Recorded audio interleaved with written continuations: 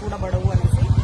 So police station లో civil కేసులు చూడకూడదు అంటూ కూడా కోర్టు ఎన్నో చట్టాలు చెప్పింది. అయినా సరే గౌరవ పోలీసు వారు పోలీస్ స్టేషన్ లో సివిల్ కేసులు కట్టి ఎవరైతే నా క్లయింట్ బత్తినేని దశరథరామయ్య అనే వ్యక్తి గతంలో ఇతని మీద ఒక దావా వేసినారు కోర్టు.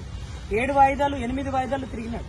8వ వాయిదాకి ఏది పోతురాజు గారు దశరథరామయ్య గారి మీద కేసు కట్టాడు.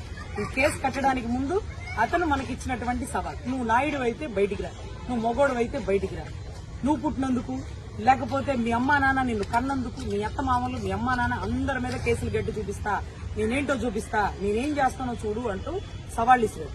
ఇక్కడ కులాల కుంపట్లు రేపడం కోసం కాకపోతే నువ్వు నాయుడు పొడగ పుడితే బయటికి రా, నువ్వు మొగోడు అయితే బయటికి రా అనేది ఒళ్ళు పొగ మాటలేందుకు, ఒళ్ళు కొవ్వు మాటలేందుకు?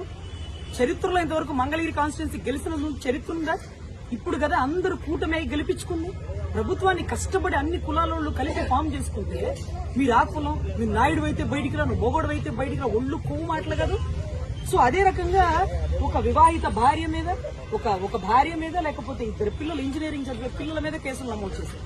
వీళ్ళిద్దరికీ గొడవ ఉండొచ్చు, వీళ్ళిద్దరు ఒకరి మీద ఒకరు కేసులు పెట్టుకోవాలి. భార్య మీద పిల్లల మీద తల్లిదండ్రులు వయసు అండి మీరు చూడండి, వాళ్ళ వయసు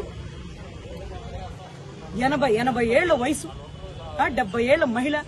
వీళ్ళని కేసులో లాగారు. వీళ్ళ ఇంట్లోంచి బయటికి కూడా రాలేరు. ఒక ఆయన గవర్నమెంట్ హోల్డర్, పెన్షన్ హోల్డర్, వీళ్ళకేం సంబంధం?